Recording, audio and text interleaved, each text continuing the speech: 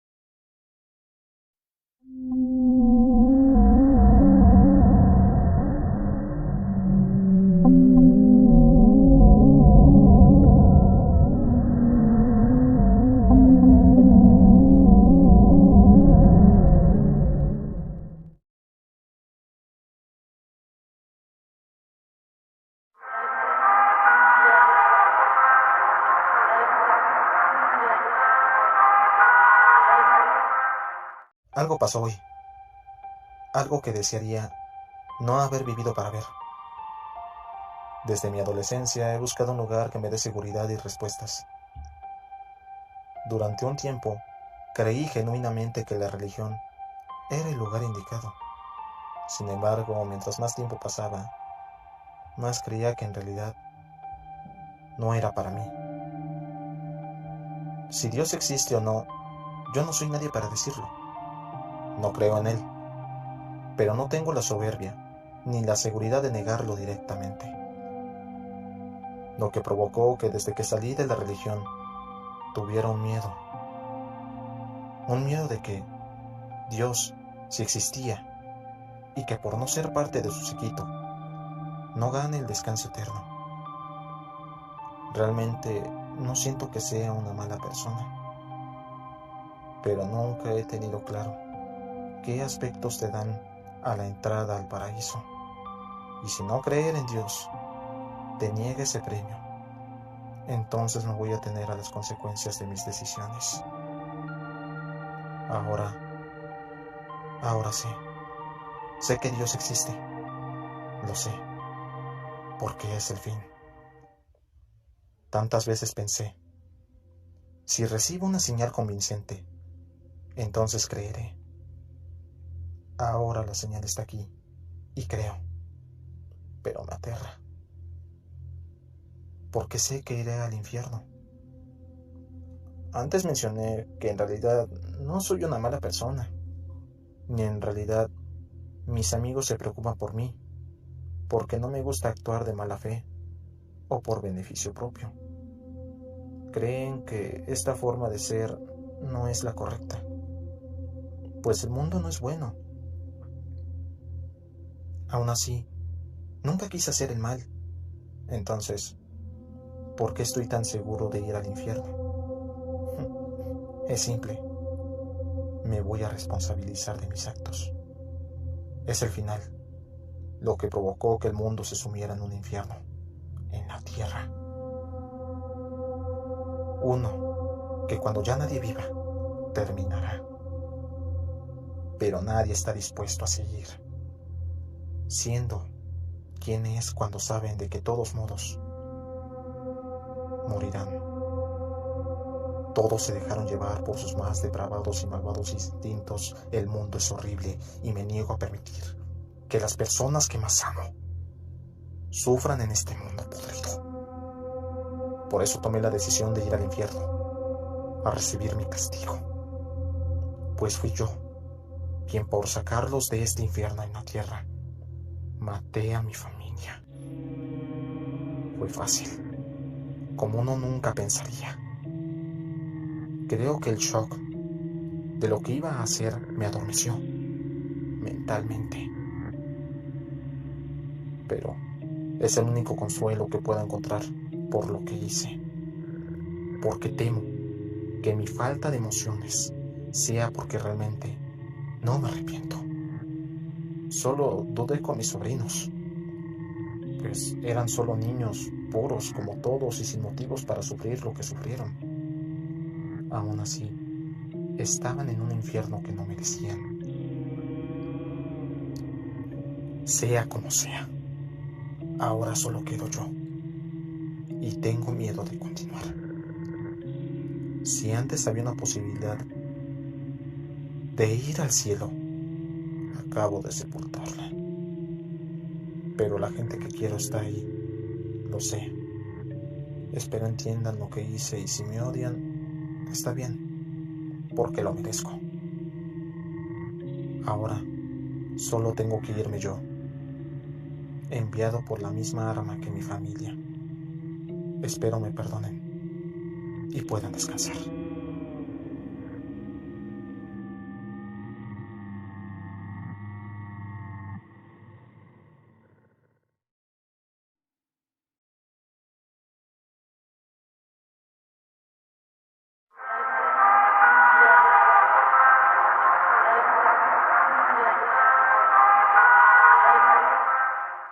Me llamo Daniel y la historia que voy a compartir me ocurrió en el invierno de 1985 en el pequeño aeropuerto local del condado de Egon. En aquel entonces trabajaba como operador de radio en el aeropuerto junto con un puñado de compañeros.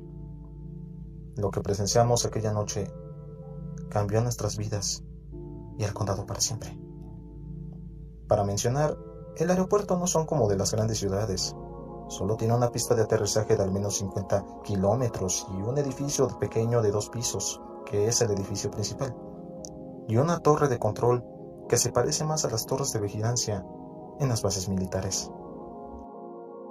Era una noche fría y tranquila, hasta que recibimos una llamada de emergencia desde la torre de control. El operador de turno, Mike, estaba en estado de pánico, tartamudeando y apenas logrando describir lo que veía en el radar. Decía que había algo en el cielo, algo que no debería estar allí. Nos apresuramos a la torre de control y observamos el radar. Lo que vimos nos dejó boquiabiertos. Había un objeto masivo de forma irregular y completamente inexplicable, sobrevolando cerca del aeropuerto a baja altitud. No estaba registrada ninguna aeronave en ese momento. Las fuertes tormentas provocaron que varios vuelos fueran atrasados o cancelados, y las dimensiones de este objeto eran desconcertantes. Mientras bajábamos la pantalla, el objeto se movía de manera errática, como si estuviera jugando con nosotros. Cambiaba de forma constantemente de un punto luminoso a una forma indescifrable en el radar. De repente, las luces del aeropuerto comenzaron a parpadear y los sistemas eléctricos fallaron, dejando a oscuras todo el aeropuerto, a excepción de las luces de la pista. El objeto en el radar se acercó hacia el aeropuerto. En ese momento, un frío escalofrío recorrió mi espalda, mientras me di cuenta de que estábamos en presencia de algo más allá de nuestra comprensión. Fuimos testigos de cómo el objeto que parecía una masa oscura y amenazadora sobrevolaba lentamente encima de la pista de aterrizaje. Las avionetas estacionadas en la plataforma y los objetos en la mesa de la torre temblaban por los rugidos que provocaba el objeto. No podíamos creer lo que estábamos viendo. Mike siguió intentando establecer contacto por radio, pero no obtuvimos respuesta. La torre de control estaba en completo caos, mientras tratábamos de entender lo que estaba sucediendo aquella noche. Y entonces, sin previo aviso, el objeto se fue a una velocidad asombrosa, rompiendo las ventanas de la torre, para después desaparecer en la noche. Días después del incidente, en una granja cerca del aeropuerto, se había reportado el asesinato de un maquinista. Un conductor dijo haber visto a la esposa del maquinista saliendo de un granero, manchada de sangre.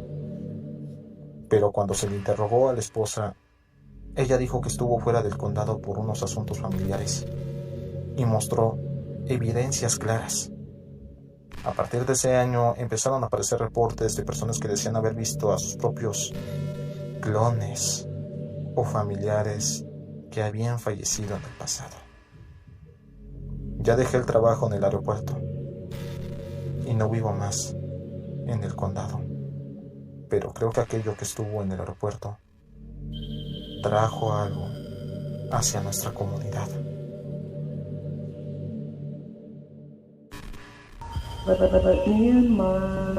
I know what you love. I know what you dread.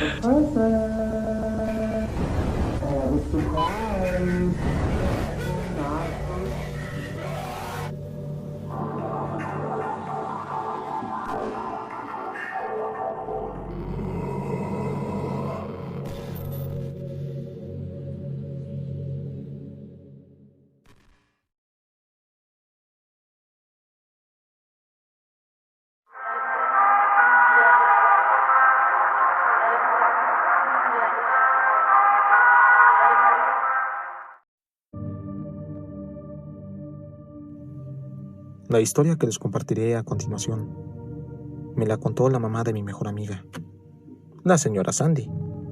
Una noche en la que estaba de visita en su casa tomando café y, como era de costumbre, comentando sucesos paranormales, me dijo con la voz muy seria: te voy a contar algo que, a mi parecer, es más que una casualidad cuando las historias se conectan. Mi hija mayor, Sam, cuando iba en la preparatoria, tenía un grupo de amigas. Solían venir incluso aquí a la casa. Eran buenas muchachas, pero una de ellas comenzó a salir con un chico. Mi niña me comentaba que su amiga comenzaba a saltarse las clases por querer salir con este joven. Incluso las llegaba a invitar a ellas también. De vez en cuando era. En alguna de estas salidas que tuvieron el grupito de sus amigas de mi hija, Sam se percató de que el muchacho era una persona algo extraña y que además andaba en malos pasos, como se dice habitualmente. Un día, Sam iba llegando a la escuela, como era de costumbre. Llegaba temprano a comparación de la mayoría de los alumnos, y vio que había un cuerpo de una persona casi justo por la entrada.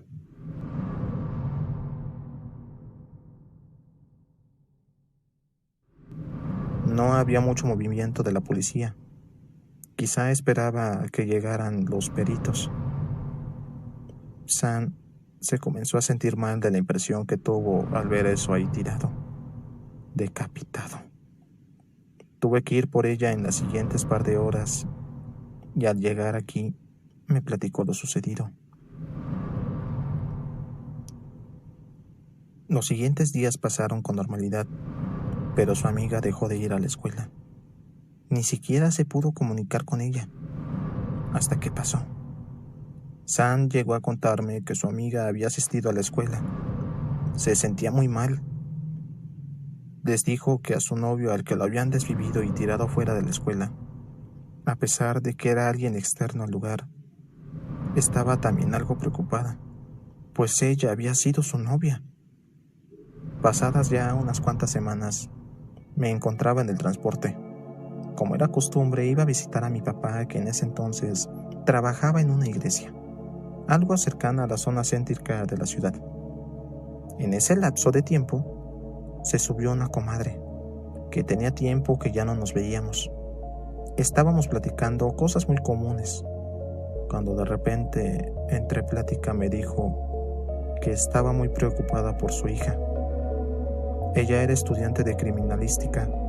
Dice que estuvo varios días muy rara, que le costaba comer e incluso despertaba en las noches gritando porque tenía pesadillas feas. Hasta que su mamá le exigió que le contara qué era lo que pasaba. Con la mirada un poco perdida, con los ojos ya un poco llorosos, accedió a contarle. Como es algo habitual en esta carrera, a los alumnos los llevan a hacer algunas prácticas a la morgue. Lleva un grupo muy reducido de chicos, acompañados por la doctora, a realizar una autopsia a un cuerpo que recién había llegado. Se encontraban en uno de los cuartos fríos, donde los tienen a los cuerpos en temperaturas bajo cero. La doctora ya tenía la camilla en medio del cuarto, y al destapar el cadáver, el cuerpo se encontraba decapitado. Se aguantaron un poco la impresión todos, así que tuvieron que comenzar a trabajar. Tenían que unir la cabeza al cuerpo, y cuando estaban por terminar de coser, el cuerpo se enderezó y soltó un grito tan desgarrador que se les erizó la piel. La doctora rápidamente lo recostó y comenzó a decirle que este ya no era su lugar, que se fuera a descansar, que ya no pertenecía a este mundo terrenal. Los alumnos quedaron en shock por lo que acababan de presenciar y tuvieron que detener el proceso y salir del cuarto. Me sorprendí bastante con lo que me estaba contando mi comadre. Se me erizó la piel porque me di cuenta que me estaba relatando sobre el muchacho que salía con la amiga de mi hija. Le recomendé que fuera a la iglesia donde estaba mi papá. Él podría ayudar a su hija haciéndole oración. Tiempo después supe que la chica se fue mejorando del trauma que tuvo, que al parecer ya no tenía pesadillas, pero creo que jamás olvidará que, aunque aparentemente una persona ya esté desvivida, aún pueda dar su último suspiro.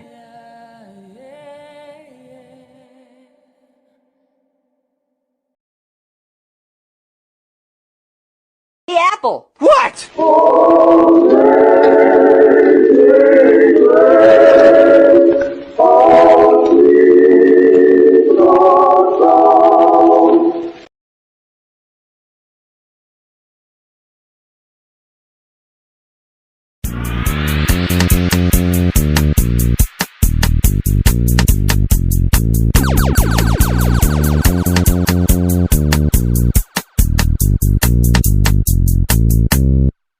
I feel so funny these days. I'd rather sleep than stay